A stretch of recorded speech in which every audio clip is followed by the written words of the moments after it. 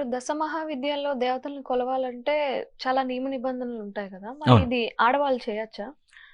ఇందాక అదే చెప్తున్నానమ్మా. అసలు ముఖ్యంగా ఆడవాళ్ళు చేయొచ్చా? చేయకూడదా? అనేది ఒక్క డౌట్‌తో క్లియర్ అయిపోతుంది. ఏంటి అంటే, హ్మ్.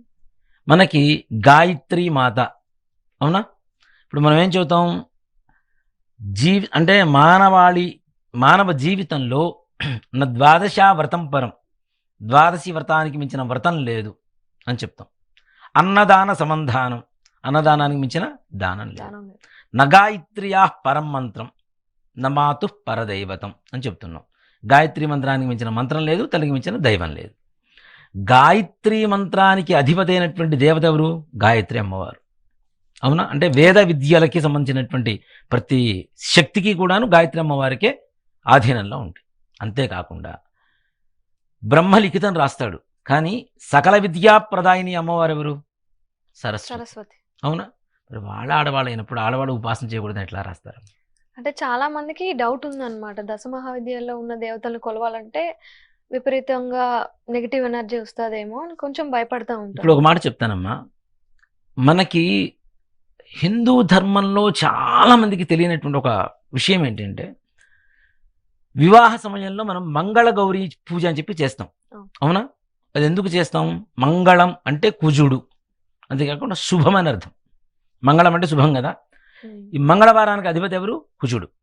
మంగళ గౌరి ఒట్టి గౌరీ పూజ చేయట్ల మంగళ గౌరీ పూజ చేస్తున్నాం. అంటే కుజదోషాలు మన జీవితంలో ఉంటే, వాళ్ళ జాతకంలో ఉంటే ఆడపిల్లలకి వీళ్ళకి 2 సార్లు వస్తాయి కుజదోషాలు కూడా. జన్మతః రజస్వల సమయంలో ఈ 2 సార్లు కూడా కుజదోషం ఆపాదించడానికి అవకాశం ఉంటుంది. ఈ 2 సమయాల్లో వచ్చినటువంటి దోషాలు పోవడం కోసం వివాహ సమయంలో మంగళగౌరి పూజ చేయిస్తాం. అప్పుడు నిజంగా చెప్పాలి అంటే గౌరీ పంచాక్షరి అనేటువంటి ఒక మంత్రం ఉంటుంది. గౌరీదేవికి సంబంధించినటువంటి 5 అక్షరాలతో కూడిన గౌరీ పంచాక్షరి మంత్రం ఉంటుంది. తప్పనిసరిగా ప్రతి పురోహితుడు పెళ్లి కూతురుగా అక్కడ కూర్చున్నటువంటి లక్ష్మీదేవి స్వరూపంలో కూర్చున్నటువంటి పెళ్లి కూతురికి మంగళగౌరి సమయంలో గౌరీ పంచాక్షరి మంత్రాన్ని ఉపదేశించమని శాస్త్రం చెబుతుంది. అది ఎవరు పాటించట్లేదు కదా. అందుకని నిజంగానే మనకి జనాలకి అంటే భయం. శక్తి దేవతలు వీళ్ళు ఏం చేస్తారు. ఇక్కడ ఇందాకేం చెప్పాను, ధూమావతి ఏ శక్తి దేవత చేయాలన్నా శివుడికి చేయాలి. మరి ఇప్పుడు నిజంగానే పనికిరాదు అనుకుంటే చిన్నప్పుడు ఆడపిల్లలకు మరి రాయించకూడదు. ఓ నమ శివాయ సిద్ధనమ అని చెప్పి రాయించడం నిషేధించాలి. కానీ ఆడపిల్లలు కూడా రాయిస్తాంగా. మరి ఓం నమ శివాయ అనేది పంచాక్షరి మంత్రం కదా. మరి దానికి మించిన మంత్రం ఏముంటుంది? సో అలాంటప్పుడు ఆ మంత్రమే చేస్తున్నప్పుడు మిగిలిన దేవతా మంత్రాలు ఎందుకు చేయకూడదు? ఉగ్రస్వరూపం. అసలు ఆడవాళ్ళని ఆది పరాశక్తి అంటాం కదా. అవునా? కాబట్టి ఆడవాళ్ళు చేయటంలో తప్పు లేదు. కాకపోతే నియమం పాటిస్తూ చేయాలి దేనికైనా. ఇప్పుడు దైవికం అంటే ఇప్పుడు మనం గుళ్ళోకి వెళ్తే ఎక్కడ లేని ఒక జాగ్రత్తగా ఉంటాం మనం. కొంతమంది నిజంగా అంటే గుళ్ళోకి వచ్చేవాడు ఏదైనా నాన్ వెజ్ తిని ఉంటే, మాంసాహారం తినేసి ఉంటే గుళ్ళోకి రారు. అవునా? కోడిగుడ్డు తిన్నా కూడా లోపలికి రారు. ఎందుకంటే ఆ భావన పవిత్రమైనటువంటి భావన ఉంటుంది. అదే భావనతో ప్రతినిత్యం కూడా మనం చేసే ఉపాసన దేవతల మీద చూపించగలిగితే తప్పనిసరిగా మన దేహమే దేవాలయం అవుతుంది. రావణాసురుడు చెప్పింది కూడా అదే, దేహమే దేవాలయం, జీవో దేవ సనాతన తచ్ఛేద అజ్ఞాన నిర్మాయం సో అహంభావేన పూజయేతు. దేహమే దేవాలయం, జీవుడే సనాతన నుంచి వస్తున్నటువంటి దేవుడు. ఎప్పుడు దేవుడు అవుతాడు? నిన్నటి పూలు దేవుడి దగ్గరికి తీసి పక్కన ఎట్లా పడేస్తామో అలానే మనలో ఉండేటువంటి అజ్ఞానాన్ని తీసి పక్కన పడేస్తే మనమే జీవుడే దేవుడు అవుతున్నాడు.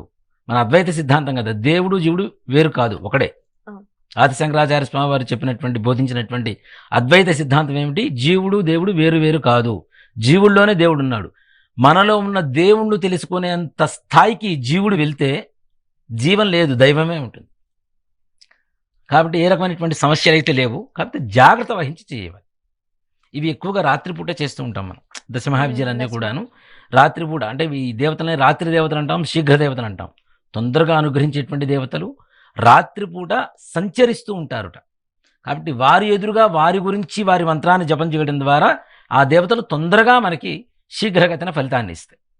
కాబట్టి రాత్రి సమయంలో కూడా చేయవచ్చు. ఇప్పుడు మరి నిజంగా మాట చెప్పాలంటే రాత్రిపూట చేసేటువంటి జపాలు తపాలు ఏమంటుంటారు? క్షుద్ర పూజలు అని చెప్తుంటారు. కానీ మరి ఈ దేవతలు మనం రాత్రి దేవతలు అంటున్నాం కదా. రాజశ్యామల నవరాత్రులు, దసరా నవరాత్రులు, వసంత నవరాత్రులు, వారాహి నవరాత్రులు, గణపతి నవరాత్రులు, రాత్రులే పూజ చేస్తున్నాం కదా, పగలు చేయటం కదా. అంటే పగరుకుండేటువంటి విశేషత పగరుకుంటుంది, కానీ రాత్రిపూట ఇంకా ఎక్కువ విశేషంగా చేస్తుంటాం కదా. సో కాబట్టి రాత్రిపూట జపం చేయడం వల్ల తప్పు లేదు. కానీ ఇక్కడ ముఖ్యంగా ఏంటంటే నీ చుట్టూ ఏమున్నాయి తీసి పక్కన పెట్టండి, నీలో ఏముంది ఇది ఒకటే కావాలి దేవుడికి. ఉమ్, నువ్వు మనస్ఫూర్తిగా చేస్తున్నావా, భక్తిపూర్వకంగా చేస్తున్నావా లేదా. ఈ మంత్రాన్ని ఓం ధూమ్ ధూమావతే స్వాహ అనేటువంటి మంత్రాన్ని ఒక 108 మిరియాలు తీసుకొని అవే రోజు కౌంట్ ఒకసారి జపం చేయడం, ఒక మిరియం తీసుకొని పక్కన పెట్టుకోవడం, మళ్ళీ ఇంకోసారి మంత్రం చెప్పుకోవడం, మళ్ళీ మిరియం తీసుకొని పక్కన పెట్టుకోవడం, ఇలా 108 సార్లు చేసి ఈ 108 రోజులు 41 రోజు పూర్తయిన తర్వాత ఈ మిరియాలు తీసుకెళ్ళి పానకం చేసి ఏదైనా శక్తి దేవాలయంలో ఇవ్వండి. దానివల్ల సంపూర్ణమైనటువంటి ఆరోగ్యాభివృద్ధి తప్పనిసరిగా కలుగుతుంది.